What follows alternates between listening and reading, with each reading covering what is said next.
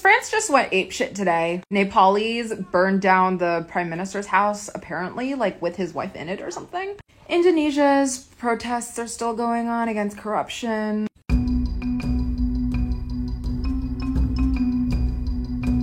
Dari Indonesia menuju dunia.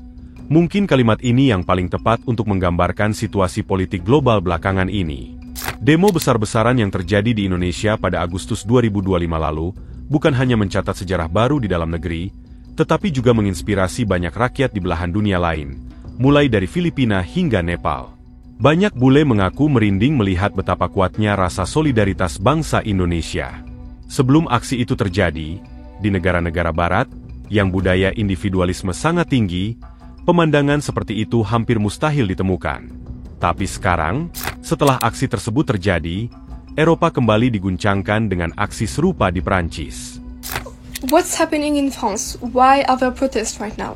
Okay, last June, Macron dissolved the National Assembly, and so the French population had to vote for a new parliament.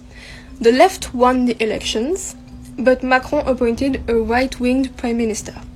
This right-winged prime minister got overturned by the parliament in December, and Macron appointed a new prime minister, a right-winged prime minister, again. This prime minister was really, really unpopular. Like, I think it was historically unpopular. And he was again overturned by the parliament Monday, 8 September. And yesterday, Macron appointed a new right-winged prime minister. Our anger is legitimate. Our vote is being denied. Our democracy is in great danger. Saat ini, mata dunia tertuju pada Prancis karena aksi tersebut. Hanya dalam sehari, lebih dari 175.000 orang turun ke jalan di berbagai kota besar, seperti Paris, Nantes, Lyon hingga Marseille.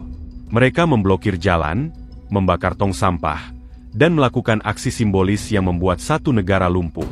Polisi dikerahkan hingga 80.000 personel, dan ratusan orang ditangkap. Kenapa hal ini bisa terjadi?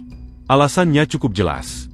Banyak masa protes tentang penghematan anggaran di 2026, yang mempengaruhi subsidi serta kenaikan harga-harga pokok, termasuk transportasi dan energi, penghapusan 2 hari libur, serta pembekuan pensiun dan pemotongan layanan kesehatan.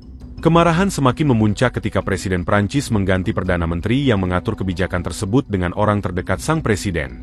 Banyak yang melihat bahwa walau Perdana Menterinya diganti, kebijakan-kebijakan yang memicu protes tetap dipertahankan sehingga tidak ada perubahan nyata. Paris is burning tonight. The so-called Block Everything movement has spilled into the streets, and they mean it literally.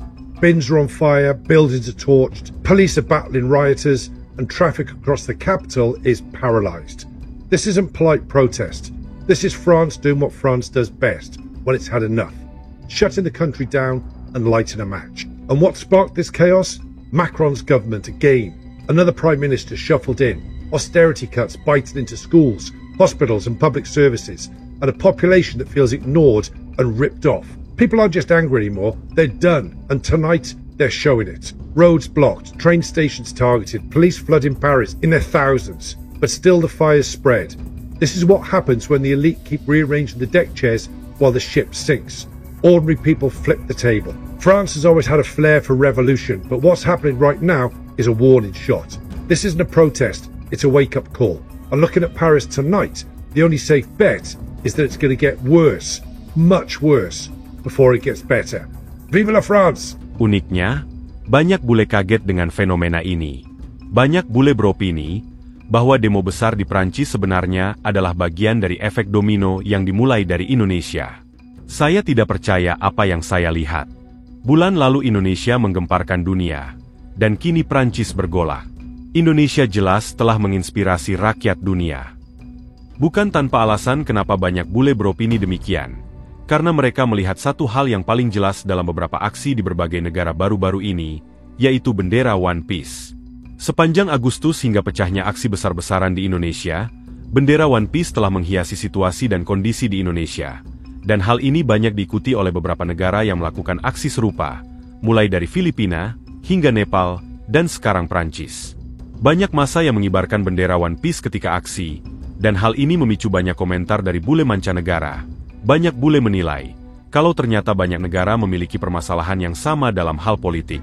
Is it just me, or is like half the world protesting their government or in all-out war, or like burning down a prime minister's house or something? Because France just went apeshit today. Nepalese burned down the prime minister's house, apparently, like with his wife in it or something.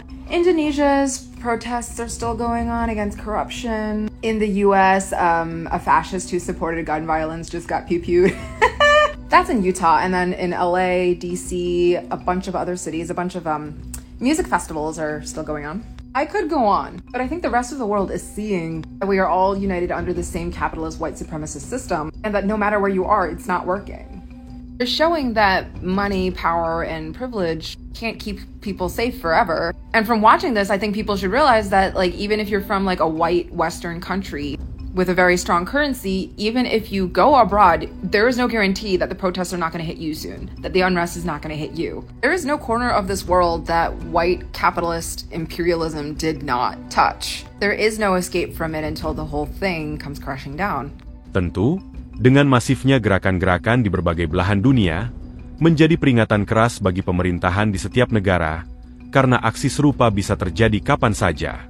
Dan tidak ada yang menyangka, kalau demo besar di Indonesia bisa mempengaruhi dunia. Dari Filipina, Nepal, hingga Prancis, meskipun tidak secara eksplisit, namun dari berbagai tanda, cukup terlihat jelas bahwa aksi di Indonesia akhir-akhir ini menimbulkan efek domino ke berbagai negara. Bagaimana menurut Anda? Tulis di komentar.